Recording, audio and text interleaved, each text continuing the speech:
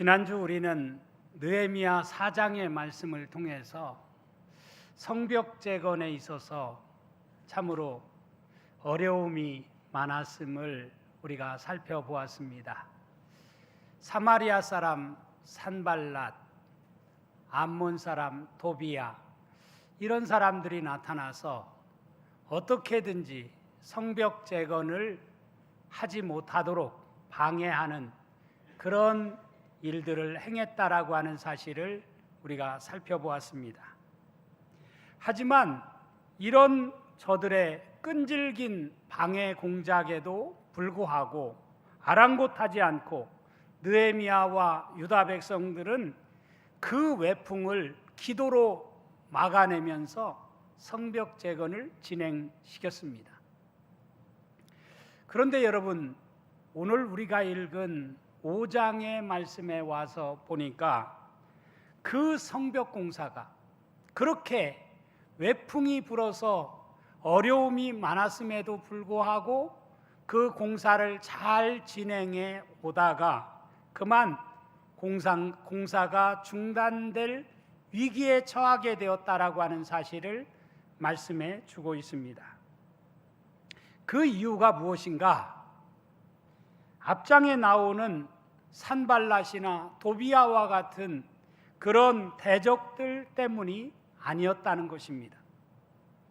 도리어 내부에서 터져 나오는 불평과 원망의 소리가 있었기 때문에 더 이상 성벽 공사가 진행되지 않았다라고 하는 사실을 오늘 성경은 우리에게 말해주고 있습니다.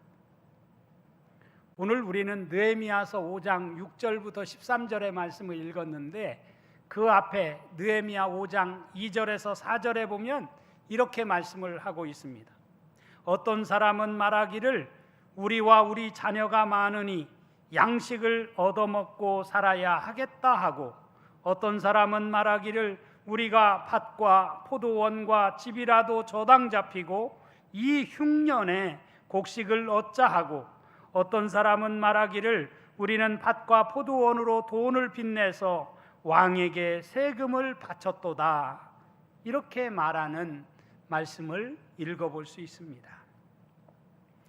당시 바벨론 포로에서 돌아온 유다 백성들의 삶은 극도로 황폐해져 있었습니다.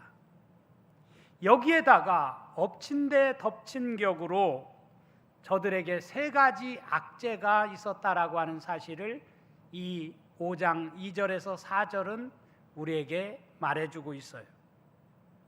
첫째는 많은 사람들이 성벽을 쌓느라 농사를 못 지어서 양식이 떨어지고 말았다는 이야기입니다. 그래서 양식이 떨어졌으니 어떻게 합니까? 다른 사람에게 얻어 먹어야 되겠다, 양식을 구걸해야 되겠다라고 여기저기서 야단이 난 것입니다. 두 번째로는 지독한 가뭄, 저들에게 기근이 찾아왔음을 보여주고 있습니다. 수년 동안 비가 오지 않다 보니까 곡식이 제대로 열매를 맺지 않았다는 뜻입니다. 세 번째로는 페르시아 제국의 가혹한 세금이 있었습니다. 페르시아 왕은 피지배국인 유다 백성들에게 엄청난 세금을 부과시켰습니다. 그래서 백성들은 그 무거운 세금을 부담하기 위해 어쩔 수 없이 자신들이 가진 땅을 담보로 잡히고 돈을 꾸어야만 했습니다. 이 삼중고 속에서 가난한 백성들은 당장 먹을 양식이 없었던 것입니다. 그래서 밭과 포도원이며 심지어 집을 담보로 잡혔고 결국 빚을 갚지 못하자 자신들의 어린 자녀들을 같은 동족에게 노예로 팔아넘기는 참으로 안타까운 상황이 펼쳐졌다는 이야기입니다. 이런 안타까운 상황 속에서 하나님은 느헤미야의 입을 빌려서 그 시대의 지도자들에게 특별히 부유한 자들에게 선언을 합니다. 너희의 소행이 좋지 못하도다. 너희의 소행이 좋지 못하도다. 이 엄중한 경고는 지금으로부터 2500년 전 유다 백성들에게만 던져진 질문이 아니라고 생각을 합니다. 오늘날 우리 자신들이 성전 아닙니까? 우리 자신들이 교회라고 우리는 알고 있습니다. 성전이요 교회로 부름받은 우리들의 모습이, 우리의 소행이 하나님이 보실 때에, 그리고 우리 이웃들이 볼 때에 너희의 소행이 좋지 못하도다, 이렇게 말씀을 하고 있지는 않느냐는 이야기입니다. 사랑하는 성도 여러분, 우리는 지금 우리 사회가 처한 현실 속에서 신앙인으로서 하나님을 믿는 자녀답게 과연 나 자신은 살아가고 있는지 우리 자신을 향해서 이 말씀이 되묻고 있다고 생각합니다. 그런 차원에서 저는 오늘 본문에 나오는 말, 오늘이라도, 지금 오늘이라도 라는 이 제목을 가지고 함께 말씀을 나누려고 합니다. 이 끔찍한 실상을 접한 느헤미야는 이렇게 반응하지요. 오늘 6절 말씀에 보니까 내가 백성의 부르짖음과 이런 말을 듣고 크게 노하였으나, 내가 백성의 부르짖음, 여기저기서 못 살겠다고 아우성치는 부르짖음과 이런 말을 듣고 느헤미야는 크게 분노했다는 것입니다. 아마 화가 머리끝까지 치밀어 올랐을 것입니다. 지도자는 불의를 보고 그냥 웃어넘기는 사람이 아닙니다. 때로는 분노할 때 분노할 줄 아는 사람이 지도자라고 생각합니다. 그런데 여러분, 우리가 함부로 화를 내게 되어지면, 우리가 화가 난다고 그냥 그 화를 그냥 그대로 내뱉게 되어지면 실수하기가 쉽습니다. 문제가 생기기 쉽습니다. 그래서 느헤미야는 화가 머리끝까지 치밀어 올랐지만 7절 말씀에서 뭐라고 말합니까? 깊이 생각하고 귀족들과 민장들을 꾸짖어 그들에게 이르기를 너희가 각기 형제에게 높은 이자를 취하는도다 하고 대회를 열고 그들을 쳤다라고 말씀을 하고 있습니다. 그러니까 느헤미야는 그 순간, 화가 치밀어 오르는 순간, 그 자기의 그 분을 참지 못해서 막말을 내뱉는 것이 아니라 먼저 깊이 생각했다라고 하는 것을 말씀해 주고 있어요. 이 말은 느헤미야가 그냥 감정에 치우쳐서 말하지 않았다는 것을 말해주고 있는 것이죠. 저는 여기서 참된 지도자의 모습을 우리에게 보여주고 있다는 생각이 듭니다. 그런 다음 그는 어떻게 합니까? 지도자들과 귀족들을 따로 불러서 그들을 꾸짖는 대목을 볼 수 있습니다. 그리고는 대회를 열어서 권위 있게 그들의 잘못을 하나하나 조목조목 말했다라고 하는 것을 오늘 말씀을 통해서 알 수가 있어요. 8절에 이렇게 말씀합니다. 그들에게 이르기를 우리는 이방인의 손에 팔린 우리 형제 유다 사람들을 우리의 힘을 다하여 도로 찾았거늘 너희는 너희 형제를 팔고자 하느냐? 더구나 우리의 손에 팔리게 하겠느냐? 하매 그들이 잠잠하여 말이 없기로 라고 말씀을 하고 있습니다. 지난날 유다 백성들이 어떻게 되었어요? 저들이 70년 전에 왕부터 시작해서 제사장, 모든 나라의 지도자들이 바벨론에 의해서 질질 끌려갔어요. 포로로 식민지 생활을 할 수밖에 없는 안타까운 상황에 처해 있었어요. 그런 가운데 하나님께서 저들을 구원해 주셔서 다시금 이 땅에 돌아오게 해서 예루살렘에 돌아와서 첫 번째로 돌아온 사람들이 지금 성벽을 짓고 있다가 벌어진 지금 이 상황을 이야기하고 있는 것입니다. 느헤미야는 어떤 사람이에요? 그는 아직 1차로 포로 귀환자 가운데에서 돌아왔던 사람이 아닙니다. 그는 뒤늦게 1차로 포로로 돌아왔던 사람 중에서 전해진 전가를 듣고 자기 민족이 지금 처해 있는 그 상황을 이야기를 듣고 몇 날 며칠이고 울면서 기도하는 가운데 페르시아 제국의 왕에게 이야기해서 자기 민족의 그 무너진 성벽을 재건하기 위해서 자신이 가지고 있는 모든 것을 내놓고 단숨에 800km를 달려서 예루살렘까지 돌아온 사람이 바로 느헤미야였습니다. 그런데 정작 유다에 있던 귀족들은, 먼저 돌아온 지도자들은 돈 몇 푼 때문에 자기 동족을 팔아먹는 너무너무 안타까운 상황이 벌어지고 있었다라고 하는 것을 말해주는 말씀입니다. 솔선수범해도 모자랄 판에 어떻게 이런 일이 벌어질 수 있단 말인가? 이런 이야기를 느헤미야가 하니까 저들이 입이 10개라도 할 말이 없는 것이죠. 그러니까 여기 성경에 보니까 잠잠하여 말이 없었다라고 이야기합니다. 이때 느헤미야가 뭐라고 말씀을 합니까? 9절 말씀에 보니까 이렇게 말씀합니다. 9절 우리 다 같이 읽겠습니다. 시작. 내가 또 이르기를 너희의 소행이 좋지 못하도다. 우리의 대적 이방 사람의 비방을 생각하고 우리 하나님을 경외하는 가운데 행할 것이 아니냐. 아멘.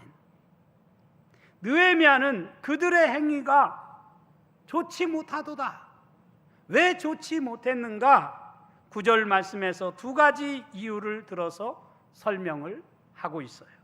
첫째, 그들은 하나님을 경외하지 않는, 하나님을 경외함이 없는 백성이라고 하는 것을 이야기하고 있습니다. 여러분, 하나님을 경외하는 자는 누구입니까? 하나님을 두려워하는 사람은 절대로 형제를 무자비하게 수탈하지 않는다는 것입니다. 내 눈 앞에 있는 가난한 형제의 눈물 뒤에 계신 하나님을 보지 못하기 때문에 돈 앞에서 양심을 팔고 율법을 짓밟는 것이라고 하는 것을 느헤미야는 이야기합니다. 요한일서 4장 20절에 보면 이런 말씀이 나와요. 누구든지 하나님을 사랑하노라 하고 그 형제를 미워하면 이는 거짓말하는 자니 보는 바 그 형제를 사랑하지 아니하는 자는 보지 못하는 바 하나님을 사랑할 수 없느니라. 그래요. 우리가 하나님을 사랑한다라고 말한다고 하는 것은 말로 하나님을 사랑한다고 말하는 것이 그게 중요한 것이 아니고 사실은 내 형제를 사랑하지 못하면서 보지 못하는 바 하나님을 사랑한다라고 하는 것은 다 거짓말하는 것이다. 그런 말씀을 했어요. 우리 농촌의 모든 성도들은 그런 의미에서 진정으로 하나님을 두려워하는, 하나님을 경외하는 삶을 살아갈 수 있는 복된 자들이 다 될 수 있기를 주님의 이름으로 축원합니다. 두 번째로 대적 이방 사람의 비방을 초래하게 되었다라고 하는 사실을 느헤미야는 이야기합니다. 우리가 하나님을 믿노라 하면서 세상 사람보다 더 이기적이고 더 돈을 밝히고 더 무자비하게 살 때 세상은 교회를 향해서 뭐라고 하겠습니까? 아마 손가락질하면서 비웃을 것입니다. 너희가 믿는 하나님이 겨우 그런 하나님이냐? 너희가 말하는 사랑이 겨우 돈 앞에서 무너지는 가짜 사랑이냐라고 우리에게 비아냥거릴 것입니다. 그러기에 너희의 이기적인 소행이 하나님의 거룩한 이름을 세상의 비방거리로 만들어 버렸다라고 느헤미야는 지적을 한 것입니다. 인도의 성자라 불리는 마하트마 간디에게 한 선교사가 찾아가 물었습니다. 인도 사람들이 기독교를 받아들이고 예수 그리스도를 구주로 모시게 하려면 우리가 어떻게 해야 합니까? 이렇게 간디에게 물었습니다. 그때 간디가 유명한 말을 남겼다고 합니다. 당신들의 그리스도는 참으로 매력적입니다. 그러나 당신들, 즉 크리스찬들은 그리스도를 전혀 닮지 않았습니다. 당신들이 복음서에 나오는 그리스도처럼 산다면 인도는 내일이라도 당장 기독교 국가가 될 것입니다. 이렇게 선교사에게 이야기를 했습니다. 그 당시 영국 지배하에서 유색인종들을 차별하고 경제적으로 수탈하면서 주일날이면 번듯한 옷을 입고 화려한 예배를 드리러 가는 영국 그 기독교인들의 소행을 보며 실망하고 더 이상 하나님이 저들 가운데 계시지 않다라고 간디는 그렇게 이야기했던 것입니다. 사랑하는 성도 여러분, 오늘 우리는 어떻습니까? 우리 가정에서 여러분, 내 자녀는, 내 형제는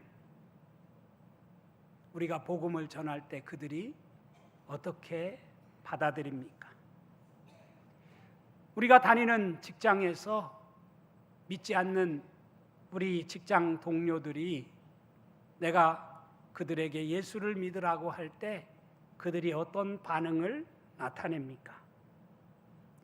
우리가 사는 아파트에서 앞집, 옆집, 뒷집에 사는 우리 이웃들이 우리의 소행을 보고 뭐라고 이야기합니까?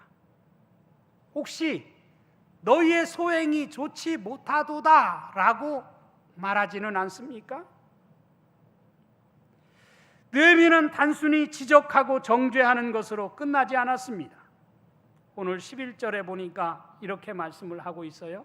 우리 11절 말씀도 같이 읽도록 하겠습니다. 시작. 그런즉 너희는 그들에게 오늘이라도 그들의 밭과 포도원과 감람원과 집이며 너희가 구워준 돈이나 양식이나 새 포도주나 기름의 100분의 1을 돌려보내라 하였더니, 그런즉 너희는 그들에게 오늘이라도, 오늘 설교의 제목이 오늘이라도예요.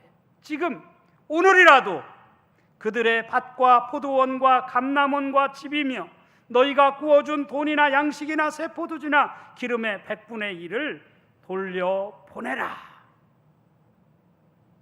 느헤미야는 그렇게 저들에게 이야기를 했습니다. 회개가 뭡니까?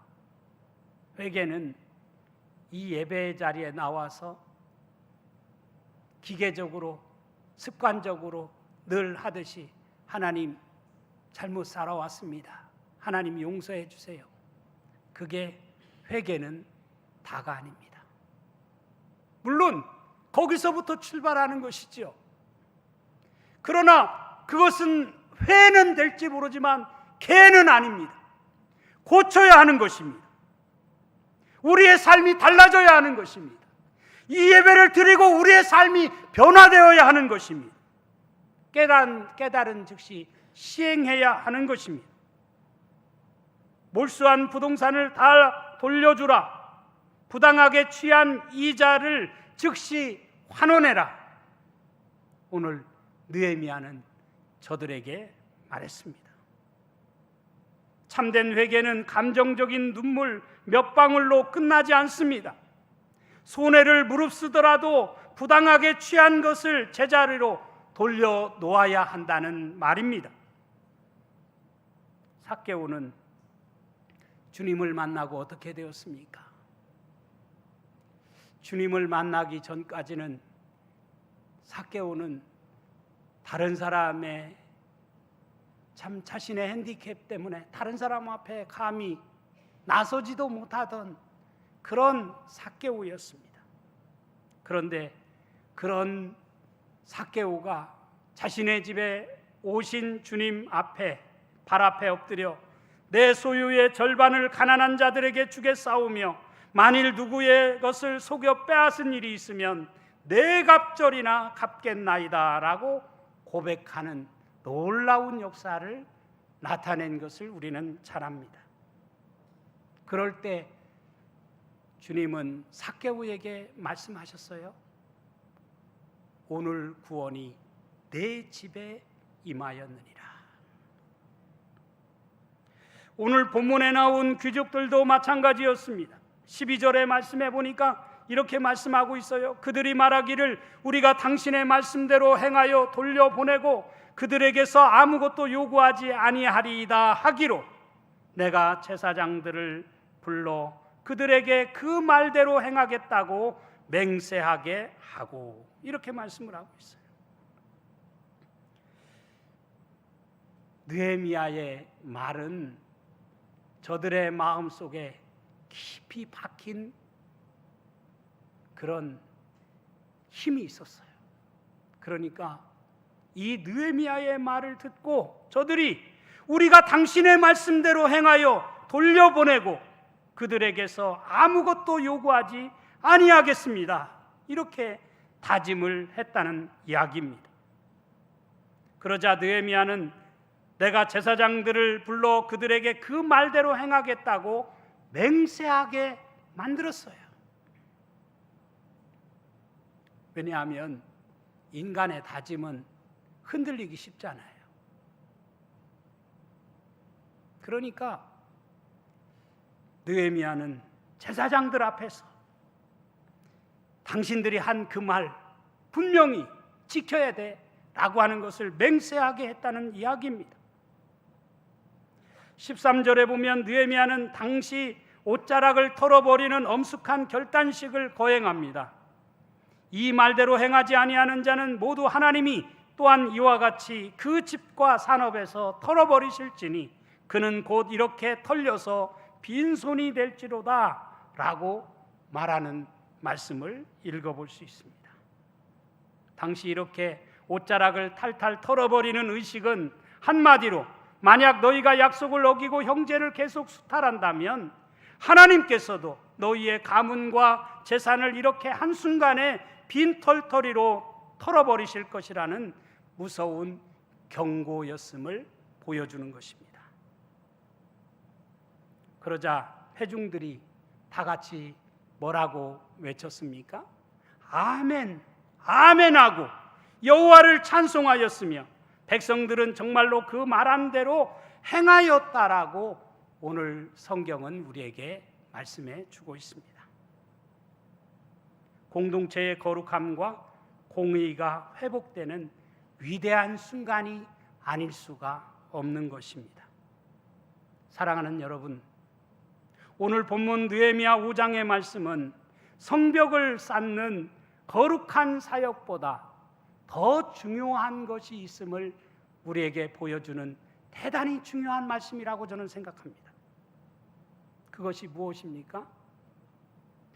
하나님의 법을 따라 사는 삶의 거룩함이라고 생각이 들어요.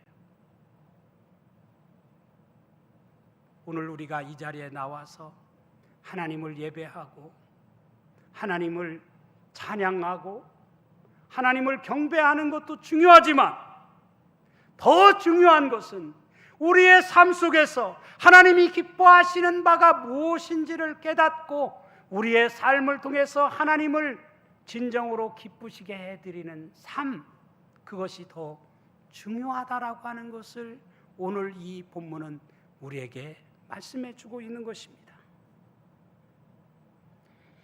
이사야 선지자는 이사야 1장 11절 이하에서 이렇게 말씀을 합니다. 여호와께서 말씀하시되 너희의 무수한 재물이 내게 무엇이 유익하뇨? 나는 순양의 번제와 살찐 짐승의 기름에 배불렀고 나는 수송아지나 어린 양이나 순념소의 피를 기뻐하지 아니하노라. 너희가 내 앞에 보이러 오니 이것을 누가 너희에게 요구하였느냐? 내 마당만 밟을 뿐이니라. 오늘 하나님께서 우리를 향해서 이렇게 말씀하신다고 한다면 우리가 얼마나 비극적인 존재입니까? 오늘 하나님께서는 느헤미야의 음성을 통해서 우리 스스로에게 세 가지 질문을 던집니다. 첫째, 나의 삶에는 하나님을 경외함이 있는가? 우리는 성도라고 말하면서 타인에게 손해를 입혀도 아랑곳하지 않는 삶을 살아가고 있지는 않는가? 두 번째, 나는 세상의 비방거리인가 아니면 하나님의 자랑거리인가? 교회가 세상보다 더 이기적이라는 소리를 들을 때 그리스도의 십자가의 영광은 가리워질 수밖에 없습니다. 그런 의미에서 우리는 손해보는 삶을 살아가기를 자처해야 합니다. 세 번째로, 내 삶에서 돌려보내고 털어버려야 할 소행은 무엇인가? 하나님 앞에서 즉시 끊어버려야 할 악습, 돌려주어야 할 부당한 이익, 회개해야 할 이기심이 있다면 더 이상 미루지 말고 오늘이라도, 지금 오늘이라도 우리는 결단해야 한다는 말씀이죠. 우리가 하나님의 말씀 앞에서 아멘으로 응답하고 이런 삶을 살아갈 때 하나님은 우리를 통해서 영광을 받으시고 우리에게 하늘의 신령한 은혜와 축복을 내려주실 것입니다. 바라기는 이번 한 주도 이 말씀을 생각하면서 우리의 소행이 하나님이 보실 때에, 우리 이웃들이 볼 때, 우리 가족들이 볼 때 정말 예수 믿는 자답게 산다고 하는 칭찬을 들을 수 있는 복된 저와 여러분의 삶이 될 수 있기를 주님의 이름으로 축원합니다.